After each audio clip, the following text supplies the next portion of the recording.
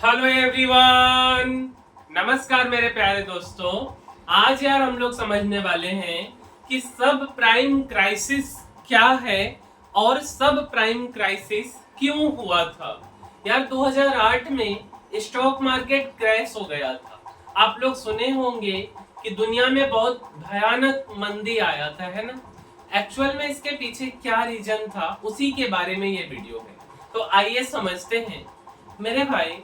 सब prime crisis 2008 में हुआ था और इसी के ऊपर एक बहुत ही प्यारी सी मूवी बनी हुई है, क्योंकि क्राइसिस तो बहुत बेकार था। क्योंकि बहुत लोग रातों रात जो है रोड पे आ गए थे, करोड़पति से रोडपति हो गए थे। ठीक है, मूवी का नाम है द बिग शॉट। ठीक है, मूवी का क्या नाम है मेरे भाई? The big shot. Hollywood movie है और इसी मूवी में जो बिग ये सब प्राइम क्राइसिस है इसके बारे में बताया गया। लेकिन मेरे भाई, सब प्राइम क्राइसिस को समझने से पहले, क्योंकि ये 2008 में हुआ था, तो हम लोगों को थोड़ा सा पहले जाना पड़ेगा। पहले जाने का क्या मतलब हुआ कि 2000 ईस्वी से 2001 ईस्वी की पहले बात कर लेते हैं मेरे भाई। 2000 से 2001 ईस्वी में अमेरिका में ऑनलाइन वेबसाइट, ऑनलाइन शॉपिंग का ट्रेंड चला हुआ था। जैसे हमारे यहाँ पे अभी के डेट में जो ऑनलाइन वेबसाइट्स हैं, जैसे मान लीजिए फ्लिपकार्ट, अमेजन, मिंत्रा, है ना, जोमेटो, स्विगी, उसी तरीके से 2000 से 2001 ईस्वी में अमेरिका में था। ठीक है, और इवन अमेरिका का ऐसा हाल था कि कुत्ता बिल्ली भी ऑनलाइन बेचा जाता था। और उसी से रिलेटेड एक हमने वेबसाइट यहाँ आपको दिखाया, pets.com। ठीक है, अब एक्चुअली हुआ क्या कि 2000 से 2001 ईस्वी में ये जो वेबसाइट्स हैं, ये जो ऑनलाइन कंपनियां हैं जिनकी वेबसाइट्स हैं, इनके टॉप लाइन में और बॉटम लाइन में कोई बदलाव नहीं आ रहा था। अब टॉप लाइन क्या हुआ मेरे भाई? टर्नओवर, मींस कंपनी का सेल्स ग्रो नहीं हो रहा था। बॉटम लाइन क्या हुआ? जब सेल्स है ही नहीं तो बॉटम लाइन का मतलब होता है प्रॉफिट आफ्टर टैक्स, खर्च वर्च सब काट करके। तो जब सेल्स ही नहीं तो बॉटम लाइन कहां से इंक्रीज या डिक्रीज हो? कुछ भी बदलाव नहीं हो रहा। और इसके कारण इन कंपनियों में लोग स्टॉक मार्केट के थ्रू पैसा नहीं लगा रहे थे, क्योंकि उनको रिटर्न नहीं मिल रहा था। 2000 से 2001 ईस्वी में स्टॉक मार्केट का बुरा हाल था पूरे दुनिया में, इवन इन अमेरिका में। ठीक है, और अमेरिका मदर मार्केट है और हम लोग चिल्ड्रन मार्केट। तो मदर मार्केट में जो भी चीजें होता है उसी को फॉलो अप होता है चिल्ड्रन मार्केट में। तो हमारे यहाँ भी बुरा हाल था। ठीक है, अब क्या होता है कि लोगों जो पैसा कमाते हैं उनको एक अपॉर्चुनिटी चाहिए होता कि भाई पैसा जो मेरे पास खर्च करने के बाद बच रहा है उसको हम किधर डालेंगे, कहाँ लगाएंगे। अब मेरे भाई, अमेरिका में जो फिक्स डिपॉजिट मिलता है वो बहुत कम मिलता है, जैसे भारत में भी कम मिलता। बट इवन भारत में आज भी अगर हम बैंक में 1 लाख रुपए जमा करते तो 6-7% का ब्याज मिलता। 6-7% इन द सेंस 7% एक साल का। बट ये चीज अमेरिका में 2-3% है, मैक्सिमम 4% है। ठीक है, 4 भी नहीं है, तो काफी कम हुआ। अब लोग बैंक में तो पैसा डाल नहीं सकते, शेयर बाजार का बुरा हाल है क्योंकि ऑनलाइन कंपनियां का बुरा हाल है। ठीक है, तो बचता है रियल एस्टेट सेक्टर। पैसा किधर लगाएंगे? घर खरीदने में, मकान खरीदने में, जमीन खरीदने में। तो लोगों के पास एक ऑप्शन बन के आया रियल एस्टेट सेक्टर। और जब रियल एस्टेट सेक्टर ऑप्शन बन करके आया तो बैंक भी लोन बांटने लगी। लेकिन बैंक जो लोन देती है वो किनको देती है? प्राइम बोरोवर्स को देती है, जिनका संभावना होता है कि वो उस लोन को आसानी से लौटा देंगे बैंक को। और अमेरिका में उस समय जो बैंक ऑफ अमेरिका थी, जो भी वहां की बैंक थी, वो इंटरेस्ट रेट ज्यादा नहीं रखी हुई थी, जिसके कारण वहां के बैंक 1% पर लोन बांट रहे थे। कितने परसेंट? 1% पे।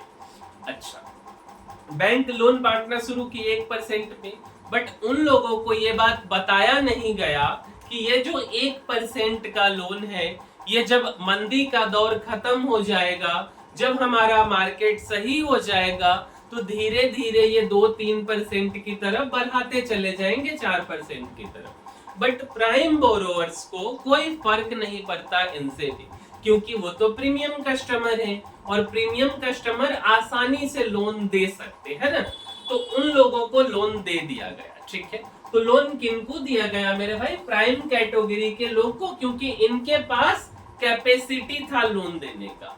अब यहाँ से एक ट्विस्ट आता है मेरे भाई। ट्विस्ट क्या आता है ना, कि देखो हर देश में कुछ ना कुछ इन्वेस्टमेंट कंपनियां होती हैं। जैसे अपने भारत देश में इन्वेस्टमेंट कंपनी कौन है? जैसे life insurance corporation company Bharat की सबसे बड़ी इन्वेस्टमेंट कंपनियों में से एक है, जो हमारा आपका पैसा कलेक्ट करती है इंश्योरेंस क्लेम का, हेल्थ हो चाहे वो जो भी इंश्योरेंस हो, लाइफ हो, जो भी हो, है ना, उन सब के पैसा को लेकर के वो स्टॉक मार्केट में लगाती। तो इसी तरीके से अमेरिका की जो इन्वेस्टमेंट बैंक थी, उसको भी बिजनेस करने का मन किया।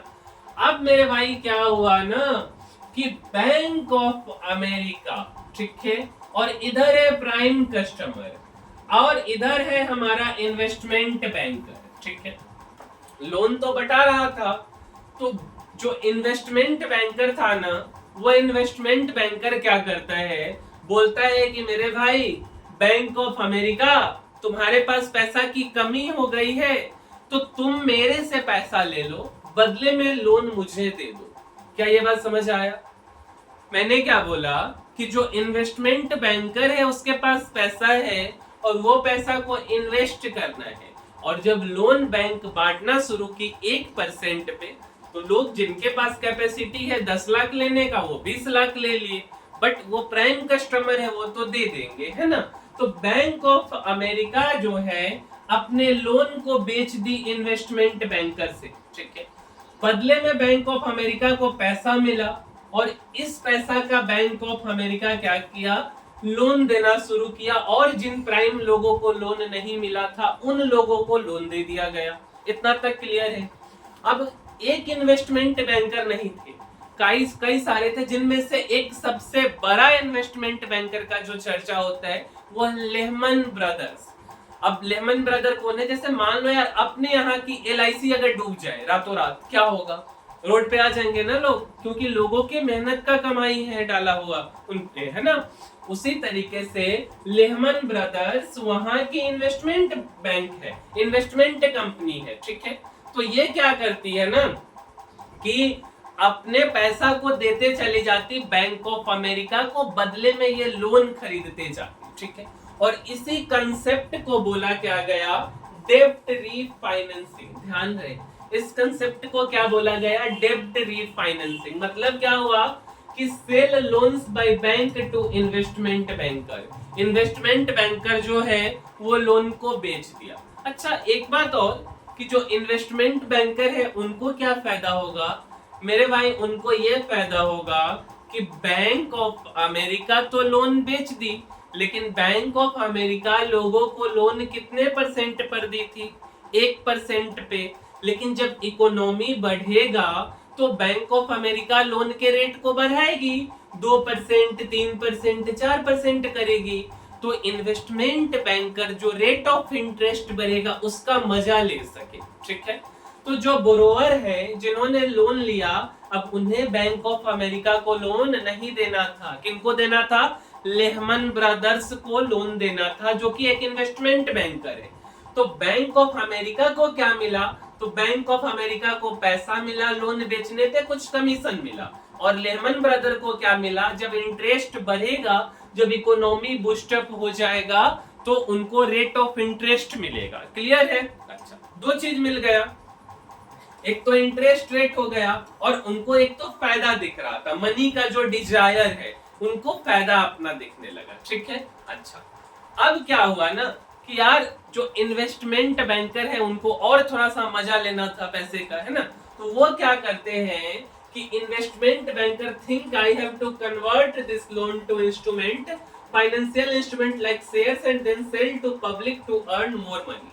अब क्या होता है मेरे भाई, कि जो इन्वेस्टमेंट बैंकर है, ऐसा तो नहीं कि उनके पास एक अलादीन का चिराग है और वो बोलेंगे कि भाई हमें 1000 करोड़ का जरूरत, 10,000 करोड़ का जरूरत, तुम दे दो। ऐसा तो नहीं होने वाला, क्योंकि लोन लेने वाले की संख्या ज्यादा है।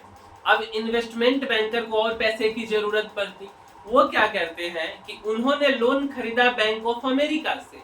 बैंक ऑफ अमेरिका से लोन खरीदने के बाद उनके मन में थोड़ा सा लालच आया और सोचे कि अब इस लोन का एक इंस्ट्रूमेंट बना देते, क्योंकि लोन को तो नहीं बेचा जा सकता, तो लोन को एक एसेट बना दिए, लोन का शेयर बना दिए और उस शेयर को पब्लिक में बेचना शुरू किए और पब्लिक से बदले में पैसा मिलने लगा। तो उस लोन को उन्होंने एक इंस्ट्रूमेंट बना दिया शेयर की तरह, और सेल इट टू, सेल किसको कर दिया, पब्लिक को, और ज्यादा पैसा कमाने के लिए। ऐसा क्यों करना पड़ा, क्योंकि लोन नहीं बेचा जा सकता था, तो एक इंस्ट्रूमेंट बना दिए। उस इंस्ट्रूमेंट का नाम पड़ा सीडीओ।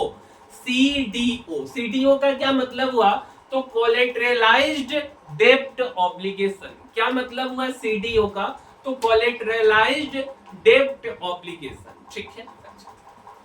अब यह जो सीडीओ है, ये 3% के इंटरेस्ट रेट से जो पब्लिक है और जो इन्वेस्टर है उनको बेच दिया गया। अभी तक देखिए क्या हमने बोला, bank of America prime customer को लोन दे रही है, बैंक ऑफ अमेरिका का पैसा घट गया, bank of America investment banker को लोन बेच दी, इन्वेस्टमेंट बैंकर से पैसा ले ली, फिर से प्राइम कस्टमर को लोन बांटने लगी। अब इन्वेस्टमेंट बैंकर का पैसा घट गया, तो इन्वेस्टमेंट बैंकर जो है, जो लोन खरीदी थी उसको शेयर्स बना करके कि भाई ये फायदा का साधन है, इसको पब्लिक को बेच दो।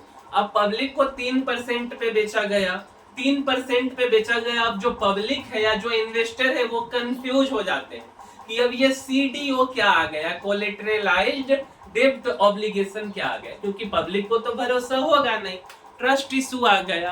तो जब पब्लिक को, आम पब्लिक को ट्रस्ट इशू आ गया, तो वहां की जो क्रेडिट रेटिंग एजेंसी है CRA, उसको हायर करती है इन्वेस्टमेंट बैंकर।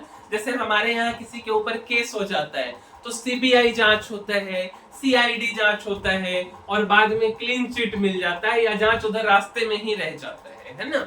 उसी तरीके से अमेरिका में जो सीडीओ बनाया गया इन्वेस्टमेंट बैंकर्स लेमन ब्रदर्स के द्वारा, उन सीडीओ को उन्होंने एक फाइनेंशियल इंस्ट्रूमेंट सीडीओ में कन्वर्ट किया, उन लोन्स को, और उसके बाद क्या किया कि उसको, उस बात को पब्लिक में भरोसा विश्वास जगाने के लिए क्रेडिट रेटिंग एजेंसी CRA को हायर किया गया कि मेरे प्रोडक्ट को तुम रेट करो कि कैसा प्रोडक्ट है, क्या अगर इसमें पब्लिक पैसा लगाएंगे तो सेफ होगा कि नहीं। तो जो क्रेडिट रेटिंग एजेंसी, वो AAA+ का रेटिंग दे दी, क्योंकि लोन जो है किनको दिया गया था, प्राइम कस्टमर को, प्राइम बोरोवर्स को।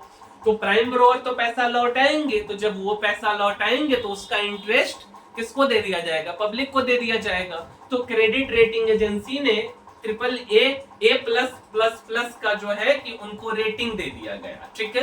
अच्छा, अब जब रेटिंग हो गया, पब्लिक में भरोसा जग गया कि ये सही चीज है, सही प्रोडक्ट है, तो और ज्यादा सीडीओ का डिमांड बढ़ गया। अब कोलेटरलाइज्ड डेब्ट ऑब्लिगेशन का जब डिमांड बढ़ गया, तो क्या हुआ कि जो इन्वेस्टमेंट बैंकर है वो चला गया किसके पास, बैंक ऑफ अमेरिका के पास, बोला कि मुझे और लोन डॉक्यूमेंट दो, मैं लोन और खरीदूंगा।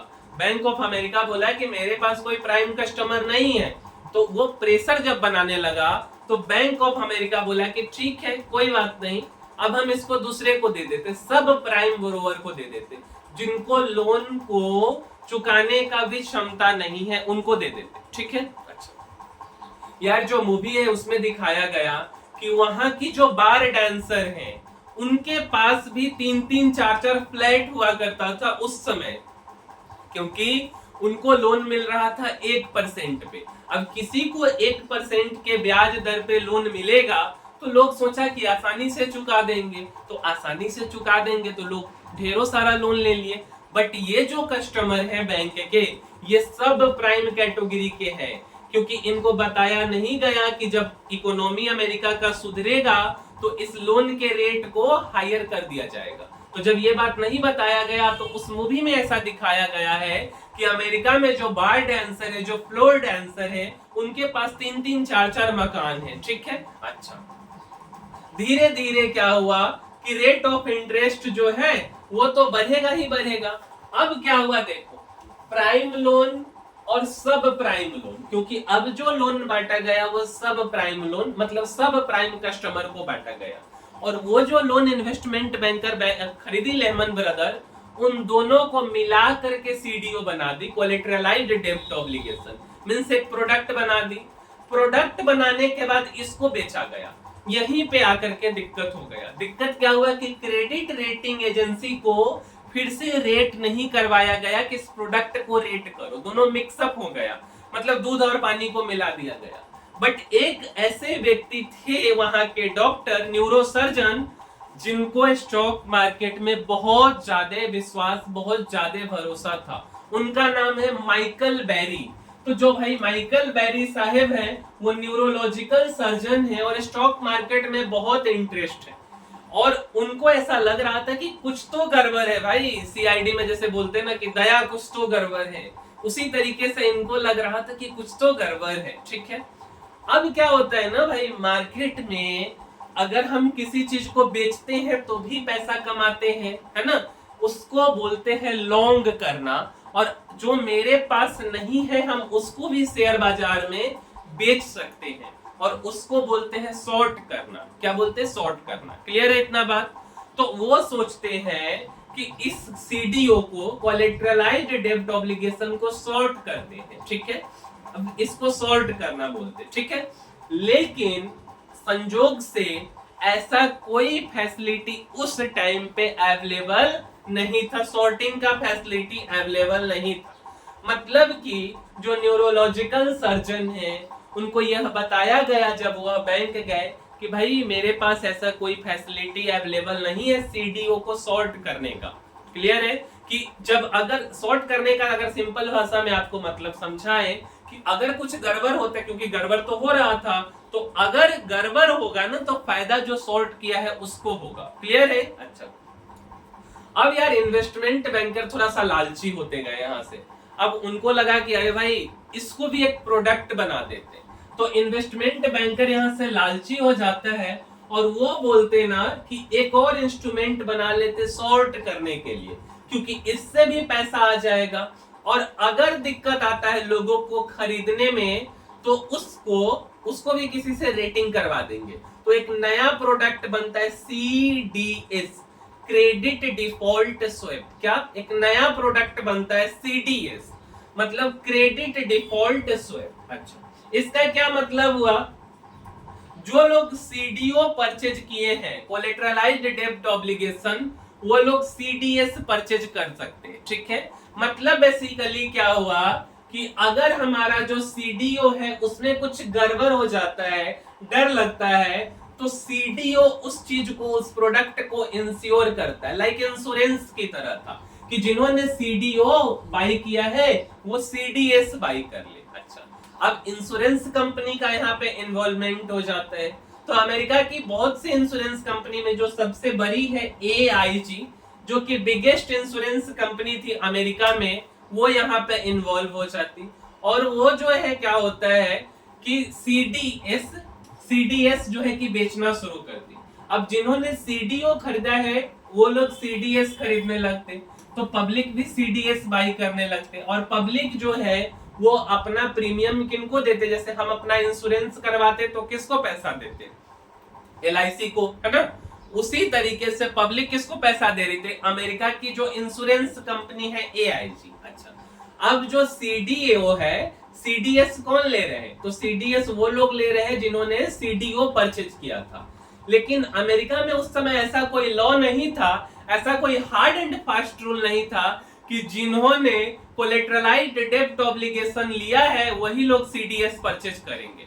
तो इसके कारण क्या होता है ना कि जो डॉक्टर साहब रहते हैं, ठीक है, जो माइकल बोरी रहते हैं, माइकल बोरी वो सीडीएस परचेज कर लेते। इतना में क्या होता है, 2000 से 2008 आ जाता है, इतना कर्म कांड होते होते जब 2008 आया तो लोन का रेट बढ़ने लगा। लोन जो 1% पे दिया गया था, धीरे धीरे इकोनॉमी सुधरने लगा तो वह लोन 2, 3, 4, 5, 6% पे चला गया। अब जब ऐसा हुआ तो जो सब प्राइम बोरोवर थे वो लोन तो रीपेमेंट कर नहीं पाए। जब वह लोन रीपेमेंट नहीं कर पाए, ठीक है, तो इन्वेस्टमेंट बैंकर के पास पैसा खत्म हो गया। और जब इन्वेस्टमेंट बैंकर के पास पैसा खत्म हो गया तो उसी पैसा से 3% का ब्याज देना था सीडीओ को, तो सीडीओ वाले को पैसा नहीं मिला। इसके कारण ये लोग गुस्सा हो गए। अब गुस्सा हो गए तो इनको, ये सीडीओ जिनके पास था, इन्होंने सीडीएस परचेज किया था, इंश्योरेंस परचेज किया था। तो इंश्योरेंस कंपनी जो एआईजी थी ये बहुत ज्यादा लॉस में जाने लगी, क्योंकि इनको अब पैसा लौटाना है, क्योंकि जो इन्वेस्टमेंट बैंकर है वो सीडीओ को लोन, सीडीओ जिन्होंने परचेज किया उनको लोन नहीं दे पा रहे। अब क्या होता है कि दो कंपनियां बहुत बड़े ट्रबल में आ जाती, एक तो इन्वेस्टमेंट बैंकर और एक इंश्योरेंस कंपनी। यहां से क्या होता है कि अब बैंकरप्सी का नौबत आ जाता है, क्योंकि बैंकरप्ट हो जाते हैं, क्योंकि इनके पास पैसा नहीं बचता। अब यहाँ पे एक कंडीशन आता है बेल आउट करने का। बेल आउट का क्या मतलब हुआ, जैसे अपने भारत में पंजाब नेशनल बैंक के साथ, यस बैंक के साथ बेल आउट का कंडीशन आया था कि किसी तरह का घपला हो जाता है और कोई नेशनल बैंक या नेशनल इंस्टीट्यूशन होती है, सरकार बोलती कोई बात नहीं मेरे भाई, जनता से जो हमने टैक्स कमाया है वो पैसा मैं आपको दे करके बचाऊंगा, है ना, ठीक है। तो सरकार बोलती कि कोई दिक्कत नहीं, मैं बेल आउट करूंगा, मैं तुम्हें बचाऊंगा, क्योंकि सरकार के पास मजबूरी है। इसी कंडीशन में जो इंश्योरेंस कंपनी है सरकार उसको तो बचा लेती है, एआईजी जो इंश्योरेंस कंपनी होती वो बेल आउट हो जाती, लेकिन लेहमन ब्रदर साहब बेल आउट नहीं होते, जो इन्वेस्टमेंट बैंकर रहते, और वो रातों रात जो है बैंकरप्ट हो जाते हैं। और उसके बाद स्टॉक मार्केट में क्या होता है, तो क्रैश हो जाता है। और इसी को बोला गया 2008 का स्टॉक मार्केट क्राइसिस या सब प्राइम क्राइसिस। तो मेरे भाई ओवरऑल अगर हम एक लाइन में कहना चाहें तो bank of America prime borrower को लोन देती है, और बाद में इन्वेस्टमेंट बैंकर का इन्वॉल्वमेंट हो जाने के कारण सब प्राइम बोरोवर को भी लोन बेचना पड़ता है, क्योंकि इन्वेस्टमेंट बैंकर को सीडीओ की जरूरत होती, कोलेटरलाइज्ड डेब्ट ऑब्लिगेशन, जो कि एक तरह का प्रोडक्ट है। इस प्रोडक्ट को बेच करके इन्वेस्टमेंट बैंकर पैसा कमाना चाहती, पब्लिक को 3% पे बेचती है, और बाद में उसको इंश्योरेंस कर देती है सीडीओ के नाम से, और आफ्टर डेट उसमें इंश्योरेंस कंपनी का इन्वॉल्वमेंट हो जाता है। और जब इंश्योरेंस कंपनी इन्वॉल्व हो जाती है, जब रेट बढ़ने लगता है 2007-8 तक, तो लोग जो है अपने लोन को पे नहीं कर पाते इन्वेस्टमेंट बैंकर को, जिसके कारण इन्वेस्टमेंट बैंकर जिन्होंने सीडीओ परचेज किया उसको पैसा नहीं दे पाता। That's why loan company AIG को पैसा भरना पड़ता है लोगों का, और एआईजी और इन्वेस्टमेंट बैंकर दोनों के पास पैसा की कमी हो जाती है, वो लोग बैंकरप्ट हो जाते। तो एआईजी को तो गवर्नमेंट बैंक ऑफ अमेरिका बचा लेती, लेकिन लेहमन ब्रदर को नहीं बचा पाती, और ये बैंकरप्ट हो जाते और स्टॉक मार्केट का क्राइसिस हो जाता और भयानक मंदी आ जाता है स्टॉक मार्केट और दुनिया के अंदर, क्योंकि वही मदर मार्केट है, तो हमारे भारत में भी उसका असर पड़ा।